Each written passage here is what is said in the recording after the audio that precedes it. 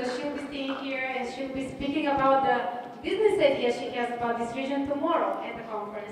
So this was a different, separate session. Thank you once again. Thank you so much.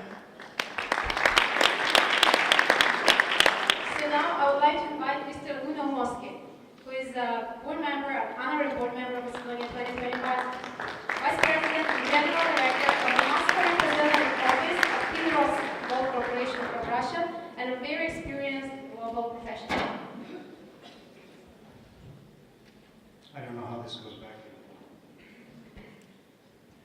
I'll hold it this way. Zdravo, sugrađani Makedonci.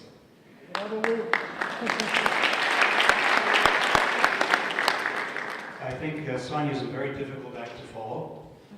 And while I can't miss the opportunity to speak to her theme, we had an election in Canada, a federal election, several weeks ago. And when our new Prime Minister announced the fact that there will be 28 members in his cabinet, 50% of whom are women, he faced a question from a journalist. Why is that? And a very young 43-year-old Prime Minister-elect said, because it's 2015. I think that says a lot. I'd also like to add the fact that this past May, the company for which I work, Naumovski Gold Corporation, increased its quota of female directors to 40%. So 4 out of 10 of our directors are female. And having known the previous female directors, many of the things you said about the value that they bring, I can certainly agree with. Anyway, I'm here to talk to you about my 35-year business career, and I really have only 4 points to make. And I will illustrate them with my own experiences. But just very briefly, I don't know if you would have seen my biography in the website, but having been born in Macedonia, I emigrated with my family in 1961 to Canada, and I'm a very proud Macedonian. But I was also a child of immigrants, and back in the early 1960s, immigrant parents did not encourage their children to become entrepreneurs.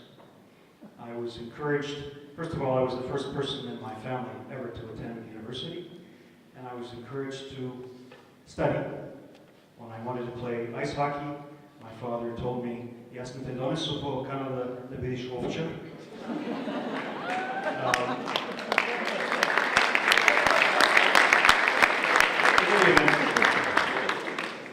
I'm 59 years old and I still play hockey. And I started my life actually as a bureaucrat. At the time, I was the very first Macedonian to become a diplomat for Canada, and I had a mercifully short 10-year career, after which I learned that I wasn't really a bureaucrat. I was the least diplomatic diplomat in the Canadian Diplomatic Service, and I left. But over the course of my career, I learned 4 very key issues, or lessons. The fundamental importance of culture and values. Any executive has to be fully aware of what culture they come from and to hold very firmly his or her values. I also learned that we're in the 21st century, it's 2015, and many of the truisms that I might have heard growing up and studying in Canada are no longer true. I learned a very important lesson very early on. Unless you have personal integrity, you can't be effective in business. You can become rich, but you can't become effective.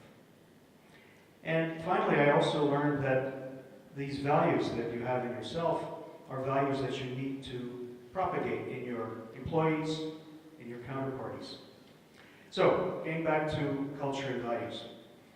It really comes down to how you were raised. I had a wonderful upbringing. My parents had a terrible marriage, but they were wonderful parents. And so, growing up in Canada, I remember going to school the first time only 6 months after arriving in Canada, speaking only television English, and running home with my sister crying because they were throwing stones at us, these other children. This was in Hamilton, Ontario, where my father worked at the steel company in Canada. And having finished his shift, he took us back to school and threatened the life of our principal unless he stopped this behavior. It became obvious to us a few weeks later that those children throwing stones at us and calling us DPs. The DP, for those of you who don't know, means displaced person. And after World War II, many of us were DPs. It turns out that these children had emigrated from Italy only 2 years before. So that's a very important lesson in my life, that you must value everybody, and whether they're refugees from Syria or DPs from Macedonia, Yugoslavia, you have to treat them the same. And this is a lesson I got from my parents. Another lesson I learned very early on is the power of communication. Now that includes not only the ability to speak numerous languages. I speak 5 languages. I know a lot of people who speak many more. But it really has to do with how you can communicate your values and your culture. And when I worked at Visa International until 2007, I ran the payment industry for Visa in the former Soviet Union. I learned that if you can communicate your values, which we try to do effectively, you can be successful. And many of my colleagues thought that we should trade on our global brand. It's an American brand, and everybody wants to be international.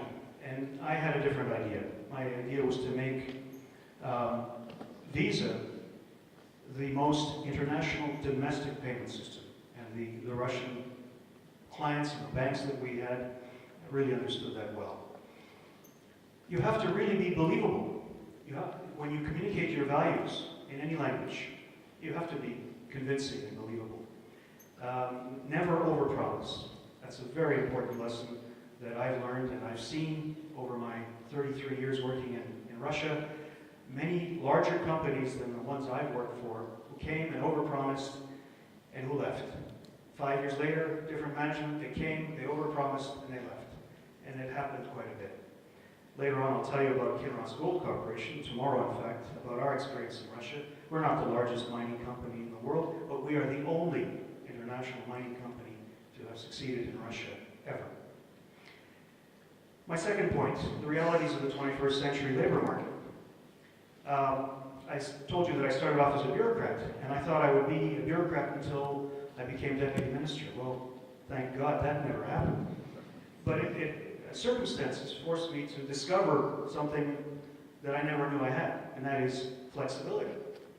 And I wasn't as conservative or as closed-minded as I thought, because in my career, I've been a bureaucrat, I've been the head of a business association, I have run the electronic payment industry in 11 emerging markets, as it turns out, and now I'm in the mining industry.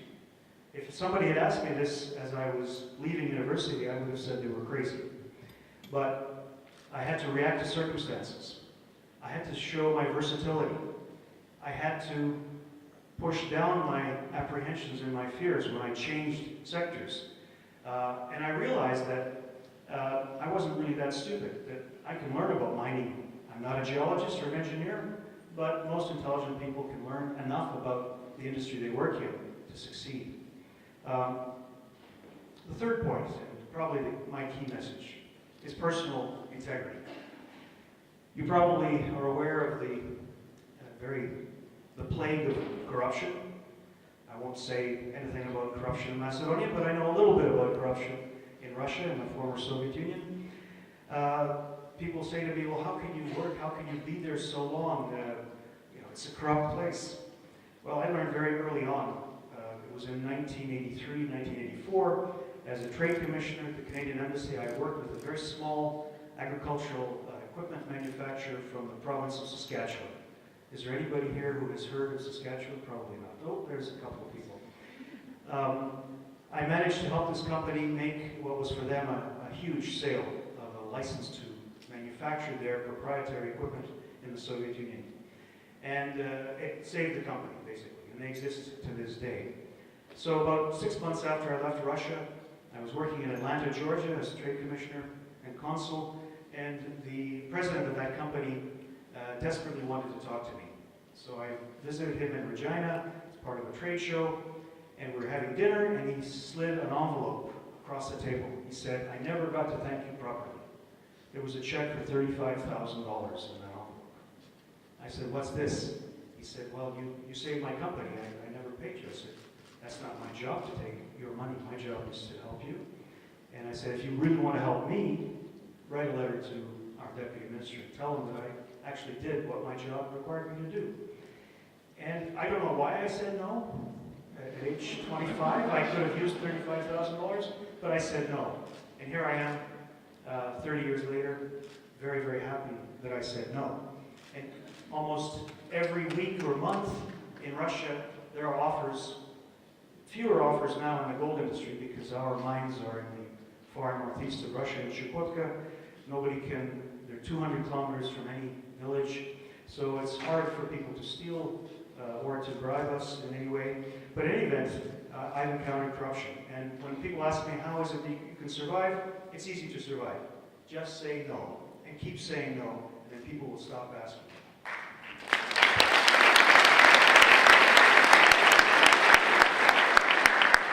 And this comes down to personal integrity and values. If your values are intact, you will say no, you will have no discomfort in saying no. And here's my final point.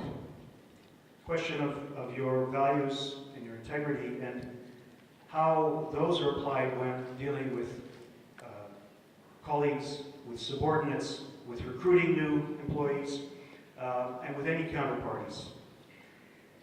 One thing I learned very early on, I've had the privilege of recruiting several hundred young Russian, Ukrainian, and other people into the various jobs that I've had. And I learned that there are only two qualities that I look for. They are integrity and sincerity. From my own experience, having learned a little bit about mining, a lot about payments, electronic payments, about project financing when I was at the European Bank for Reconstruction and Development, I realized that intelligent people can learn a lot of things. What they can't learn is what's inside, and that's sincerity and integrity. And I'm very proud of the fact that over the years, I had the lowest attrition. I had to fire relatively few people for lack of integrity. I've had exceptional success in judging people when they come to interview with me. So that's very important, I think. And I also look for sincerity in my business partners and in my superiors. I have had a number of superiors who were less than sincere and for whom I didn't try as hard as I might have. Another thing that I've encountered is a question of, can you learn leadership? My belief is you cannot. You can improve your skills if you have them to begin with. But some people are managers, fewer people are leaders, and exceptional people are both good managers and good leaders. And in that respect, I've never been afraid to hire people smarter than me. And unfortunately, I've had CEOs that I've worked for who were deathly afraid of anyone who would challenge their view. And you develop a sense of groupthink when everybody is trying to nod in agreement with the CEO. And that's a very, very dangerous thing for any organization. And I'm proud to say that the younger man, he's turning 41 years old next month, who's my right-hand person in Russia, is a lot smarter than I am. But we have a wonderful relationship, and in a short while he'll probably take my job. And finally, all the lessons that I've learned, there's one that is reflected in a Russian saying.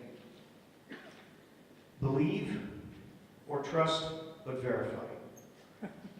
Having chosen your employees, having chosen your partners, finding that they are sincere and have integrity, you still need to verify. Because we are people after all, and we have a lot of flaws. More flaws than skills. Anyway, thank you for your attention.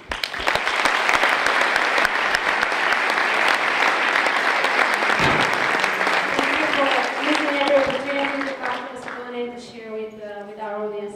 Any quick question for Mr. Yes, please. By the way, Biljana, my name is Ljubcha. Lju is what people who don't speak Macedonian call me. My question is actually partially a comment, on which it is a question, but we can more elaborate.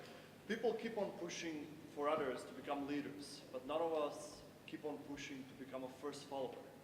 I believe sometimes being the right person to actually recognize a leader can mean even more than being the true leader, because someone actually says, oh yes, you are the good one, you can actually show us something, you actually have a good idea, so let's follow it. So what do you think on that? Is it sometimes to be a leader, or sometimes it's better to be the first follower who can actually recognize the greatness and the goodness? I think it's a matter of sincerity. If somebody tells me I'm a great leader, if I know that they're not sincere, my reaction is negative.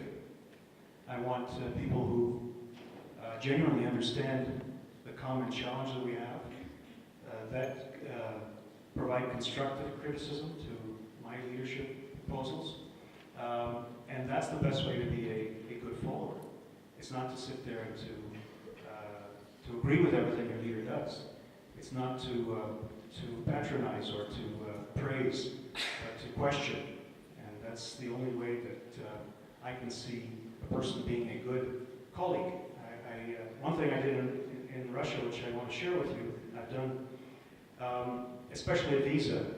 I was in charge, so I would meet presidents of banks, some very big banks, and for each of these meetings I would bring the specific, what we call relationship manager, to sit in with this meeting. And a lot of these Russians who had more expensive suits on, expensive watches, they arrived in Mercedes S-Class cars, they thought they were very, very important people. And they were offended, many of them were offended, to see a junior person sitting at this private meeting with the head of Visa. And one time I was asked, why is this person here? I said, well, this is the person who's going to do all the work for your institution. And I think you should know him, and he should know you. You don't have to talk to him every day, but you have to know what Visa is. And it's these people that are actually doing the work that matter much more than I do.